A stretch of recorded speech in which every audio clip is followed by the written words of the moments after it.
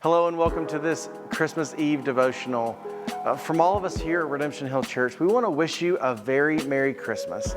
We hope that this devotional helps to prepare your heart for the celebration of the birth of our Savior, Jesus Christ. We also want to remind you that on Sunday, December 29th, we won't have any in-person gatherings at any of our locations, but we will have a special online-only gathering starting at 9 a.m. We'll resume in-person gatherings on Sunday, January 5th, as we begin a new series walking through the book of James. But for now, sit back, relax, and prepare your heart for the arrival of the King of Kings.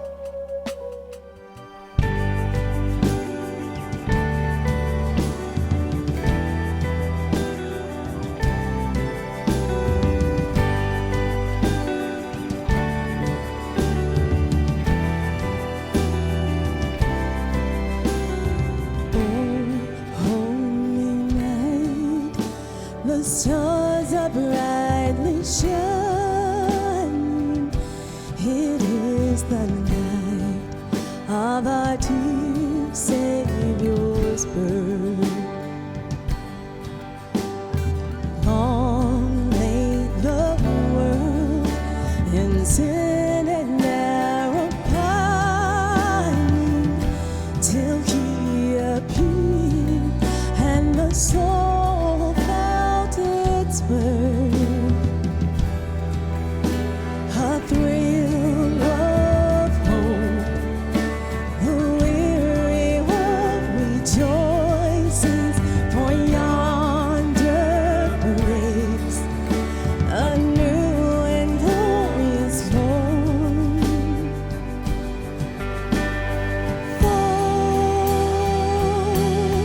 Fall on your knees, now hear the angel voices, the light divine,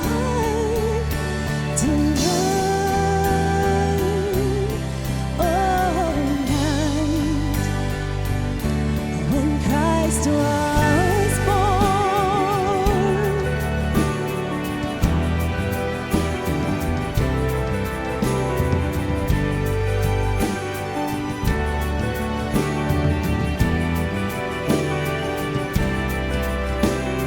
Truly, He taught us to love one another. His law is love, and His gospel is peace. Chains He shall break, for the slave is our brother, and in His name all the prayer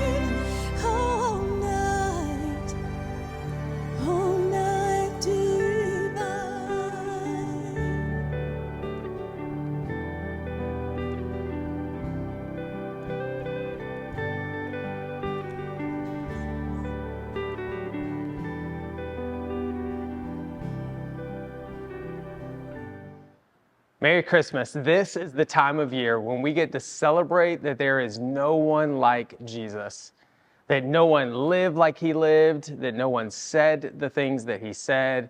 No one's life has had the impact that he has had. And no one else can change your life like he can. He absolutely, when we put our faith in him, gives us complete satisfaction and fulfillment. Because he is the incarnate God of the universe who stepped into human history on a dark, deprived night in a destitute place to a poor family, to a people without hope. This, more than anything, represents the exact time that we are in, the things that we face. But the light of the world shone himself, and he brought with him the illumination of life that every single one of us desires and craves.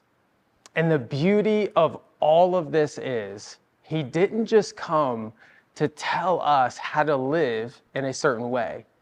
He actually came to live a certain way for us. This separates Jesus from any other religion, philosophy, or way of life. He lived for us on our behalf. And we don't have to wonder if we'll be good enough like we would with any other belief system, because he came and actually died to pay the penalty of our sin. And we don't have to live seeking satisfaction, but we get to live in him by his grace through faith. We get to live from satisfaction, not for it, because he rose from the dead to not only forgive us of sin, but to give us a new life with new desires and new passion and understanding and illumination of what is true and who we really are and how we are to truly live in freedom. See, the story of Christmas is not that we have another religious figure to worship and work towards that asks us what we would pridefully have to do to ascend to him, but we have a God who came in humility and he descended to us. So the story of Jesus and his birth is a story that should both excite us and also stun us. It excites us because it's everything that we want to hear. It's everything that we're longing for and seeking, but it should stun us because we know we don't deserve it. It's God's answer to his goodness and his justice. It's his answer to show us and reveal us our worth to him and for him to display not only his glory, but his love for us. And I love that in Luke's account in chapter 2, in the Gospel of Luke, it's generally known as the Christmas story. And I really enjoy it because he writes it to us about Jesus' birth from an eyewitness account. He actually plays the role of the investigative reporter for a man named Theophilus. And so what Luke actually would have done, and I love to imagine him doing this, he would have gone to people like Mary, the mother of Jesus, and he would have asked her what took place and gotten her side of the story. He would have gone to, just think of it, the innkeeper and gotten the story of why there were no rooms left in the inn, or the shepherds that were watching nearby and their explanation of how the angels came to them, or maybe even the owner of the manger. He went to these people, he got the story, and then he tells us exactly what happened. And he begins by saying, in those days. And so this is not a once upon a time type of story. This is not a fairy tale at all. Luke is laying out the facts for us to receive the hope and the love and the peace and the joy we all desire and were created and designed to have. It's a moment where Luke lays it all out for us. And what he's doing by saying in those days is cementing this story in history. So he says in the first 7 verses of Luke chapter 2, in those days a decree went out from Caesar Augustus that all the world should be registered.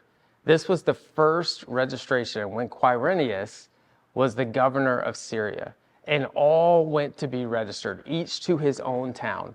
And Joseph also went up from Galilee, from the town of Nazareth to Judea, to the city of David, which was called Bethlehem, because he was of the house and lineage of David. And that's extremely important. We're not going to get into it tonight, but so significant that he was in the line of David, which the Messiah would come. And he went there to be registered with Mary, his betrothed, who was with child. And while they were there, the time came for her to give birth. And she gave birth to her firstborn son and wrapped him in swaddling clothes and laid him in a manger because there was no room for them in the inn.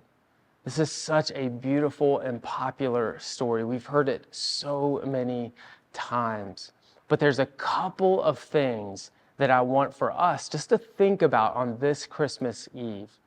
The first thing that I want us to think about in verse 7 is the reality that Jesus was born into brokenness. He was born into poverty. He was born into darkness. He was born without a place to fit. He didn't know or didn't have a place where he belonged. And we can begin to realize when we begin to understand those things that he was born into what he came to save. That's the kind of world that we live in, a world of brokenness, a world of poverty, of darkness, a world where we don't quite know where we fit. But he also is putting on display that he came to be a different kind of king. He wasn't a king that was going to sit on an earthly throne, but he came in a manger. That he was one that would be above all of us, and he has been from all of eternity past and will be for all of eternity future, but he comes as one of us. He meets us in our very need, which is the only way that he could actually live for us and live in our place and do the things that we could not do and meet our deepest need, paying the penalty for our sin. And we see that he is also bringing about a different kind of salvation. It's not based on our works. It's not something that we have to do to ascend to him, but that he actually comes down into our need to fulfill what we cannot fulfill for us. It's not about our works, but it's about his performance for us. And we are able to receive salvation in him by grace. He's a different kind of king, bringing a different type of kingdom. It's not going to be a kingdom like the earth that rises and falls. He's bringing about a different kind of people. It's for all people, and a people who have everything that they need in him. It's not something that we have life and it's perishing. It's not fragile at all like the things of the earth. It's eternal. This allows us to have a king and a kingdom and a savior and a Lord that we can depend on. He's not one that is going to let us down. He is one who will accomplish everything for us. And by us placing our faith in him, we can have everything in him. And it is eternal. And he is faithful. And we can trust it. So Merry Christmas, Redemption Hill Church. Christ, our Savior, King, Ruler, Lord, he was born into humanity. And he came with a great plan for both you and I. And in his glory, we might have joy. So that in him, whatever rejection you have faced, whatever bad news that you have received, whatever problems are looming, whatever needs have arisen, whatever longings you feel are missing, would stop defining our lives. And we can find fulfillment. We can be saved by and sustained by and defined by our God and Creator with the purpose that he designed us to have through his work on our behalf. His cries in a manger were a victory cry over darkness, over sin, over rebellion, for all of eternity. He defeats the enemy. His sleeping in the manger was a demonstration of his power and how much power he has over everything that holds power over us, that he can sleep in peace because he has come to bring victory. And because he came and lived and died on the cross for our sin, paying our penalty and dying our death, and he rose and conquered all that is keeping us in the light of life and joy and peace and hope and true love and all the things that we celebrate this Christmas season, he brings those to us. We can have life by surrendering ourself to him. See, tomorrow morning, we're not celebrating a fleeting moment of love with family or a fleeting moment of joy because of the gifts that we get, or a evaporating moment of peace from the time away we have from our normal lives, or a simple hope that this year coming will be different or better than this year that's passed. We are celebrating that God came and won victory for us, that we have salvation in him by surrendering self to him and receiving an eternal hope, a sacrificial love, a complete peace beyond circumstances, giving us a testimony of our joy and peace and hope and life in him, no matter what happens in our worlds. Because it's a joy that cannot be added to or taken away from by anything that God has created, because we have all of these things centered and founded in our Creator, who did everything that he needed to do to accomplish us being able to have that and participate in that in relationship with him. That is what we long for. And that is what is available to you right now in Jesus, because he came and lived and died and rose. And you can receive him if you have not. And you can begin to know the truth in him and everything that he's done for you. So don't miss the opportunity, if you haven't already given your life to Christ this Christmas season, to surrender yourself and have everything that you long for in him. But if you've already done that, then don't miss this opportunity to worship the substance of life tonight and tomorrow morning. Don't get wrapped up in all the shadows of Christmas, just the gifts and the lights and the decorations. Those are all wonderful things that should point us to him. But understand that he is the substance of everything that we want. And then you can begin to live in this world. And instead of having to search for everything that you want, you can just rest in everything that God has given to you by grace. That is something that the world doesn't have to offer you. And then look at the response, lastly, of how we can begin to live our lives out when we know who we are in Jesus, what it can be. See, Luke continues in verse 8. When Jesus comes, the angels get involved. Upon Jesus' birth, heaven absolutely erupts. And I imagine it like a New Year's countdown type of moment, where the angels and all of the earth have been longing, Paul tells us in Romans, have been longing for the coming Messiah, when death would see the beginning of the end, when sin would begin to understand that it's no longer going to have a hold on us or creation, that the enemy knows that his time is short. And so they've been waiting for this. And so they're standing there as Jesus is about to be born in this manger. And I just almost imagine it like that New Year's countdown, where they're just thinking to themselves, Jesus is about to be born. 3, 2, 1. And then they just explode in celebration. It's time. Sin's reign is ending. The writing is on the wall. All the tears and the pain and the brokenness and the death that we experience, the light of the world is bringing life into, and the end is near for all of those things. And they just want to tell somebody. And so God says, go and share the good news, herald that Jesus the Messiah has come. And so these shepherds were in a field nearby, watching over their sheep. And God says, go and tell them that the lamb that will make the ultimate sacrifice has actually come. The lamb that makes everything unclean, clean. And this was extremely big news, because here's what we need to know about the shepherds. They're watching likely the sheep in a field near the city of Jerusalem that would actually be used for the sacrifices in the temple. See, every year the people would make sacrifices in the temple for the sins of the year, waiting on the Messiah who would come to pay once and for all for the sins of the people and lift them out of oppression and darkness. They just thought he would do it in a very worldly type of way, but Jesus actually came as this, as we said, different king to build a different kingdom that's not going to rise and fall, but is eternal. And so here's the shepherds.